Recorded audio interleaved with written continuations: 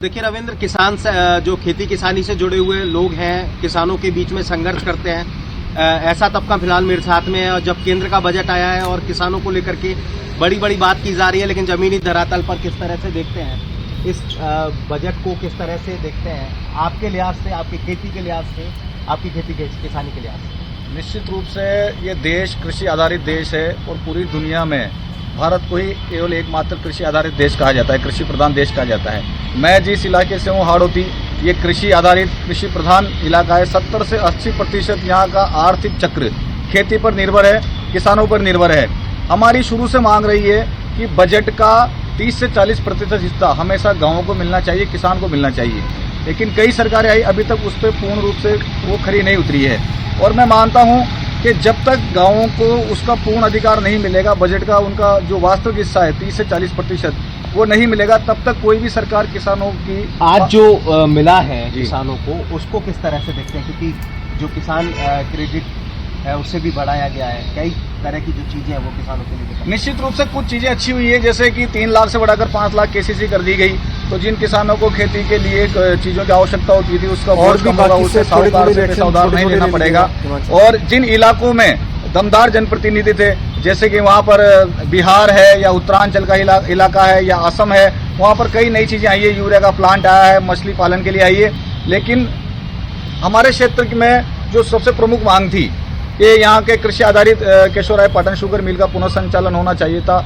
एक बहुत बड़ा कृषि स्टार्टअप है जो 22 सालों से किसान यहाँ की डिमांड कर रहे हैं, वो नहीं हो पाया। इस बजट में हमने मांग करी थी। साथ ही हमारा इलाका धान उत्पादक है, यहाँ पर बासमती चावल सर्वाधिक उत्पादन होते हैं। उसमें इस साल किसानों को 2000 करोड़ का नुकसान हुआ। एशिया की सबसे बड़ी मंडी भामाशाह मंडी, जिसके विस्तार की मांग काफी वर्षों से मध्य प्रदेश और राजस्थान के किसान कर रहे हैं, वो भी इसमें नहीं आ पाया। तो कुछ चीजें यहाँ छूटी है। तो हम उम्मीद करते हैं कि सरकार इस क्षेत्र के किसानों के लिए भी इन चीजों को। आप बताइए किस तरह से देखते हैं? भाई इसी तरीके से देखते हैं कि ये जो मोदी जी सरकार ने जो ये बजट पेश किया है, उसमें किसानों को बहुत कुछ फायदा है। जैसे अभी ये अपने मुर्गी रेट का, उसमें काफ़ी बजट में हुआ है। और कई जगह खेती के लिए भी कई सारा लोन वगैरह देना और चीज़ में, तो इस वजह से किस तरह से देखते हैं इस बजट को खेत किसानी के लिए? सर अभी देखा जाए तो जैसे अभी मखाना बोर्ड और केसीसी काफ़ी अच्छे है। और जो बजट आया है जी, वो बहुत ही अच्छा बजट है नरेंद्र मोदी जी का 10 वर्ष के कार्यकाल का। ठीक है, कुल मिलाकर मिली जुली यहाँ पर प्रतिक्रिया आ रही है। मैं जल्दी से एक बार पहले राखी जी से इसका जवाब लेता हूँ। राखी जी, रामपाल जाट जी को भी आपने सुना और ग्राउंड पर हमारे सहयोगी हिमांशु के साथ जो किसान है उनको भी आपने सुना। किसान जो है कोई बहुत उत्साहित नहीं है। राजस्थान को क्या मिला, बाजरे को क्या मिला, मिलेट्स की आप बात करते हैं, एमएसपी पर कहते तो हैं कि खरीद करेगी सरकार, उसका दाम नहीं मिलता है। 23 फसलों पर एमएसपी मिलती है, उसका दायरा नहीं बढ़ाया। जी देखिए, जिस तरह से किसानी के लिए रामपाल जी ने 2 चीजों को मुख्य तौर पर कहा। पहला कि हम बीज खुद उत्पादन कर पाएं, तो उसके लिए उच्च उत्पादक वाले बीजों के लिए राष्ट्रीय मिशन की शुरुआत की आज अनाउंसमेंट हुई है।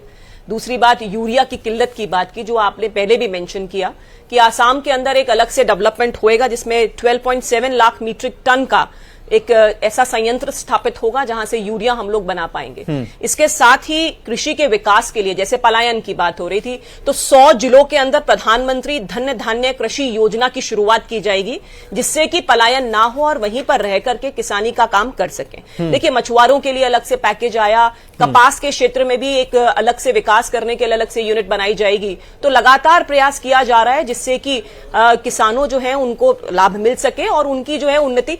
अब देखिए, जहां तक बाकी चीजों की बात आई है, वो कई चीजें, जैसे आपने बताया कि बाजरे की खरीद, राजस्थान की भारतीय जनता पार्टी की सरकार बिल्कुल प्रतिबद्ध है कि वो जल्द ही इसको एमएसपी पे खरीद करेगी। लेकिन देखिए, पिछली सरकार जब गई, प्रॉब्लम क्या है कि लोकल मार्केट के अंदर उसका जो रिक्वायरमेंट है उसको क्रिएट करना, खाद्य सुरक्षा में इसको शामिल करना, उसके लिए लगातार प्रयास जारी है। और मुझे पूरा विश्वास है कि जल्द ही प्रयासों को लेकर यहाँ पर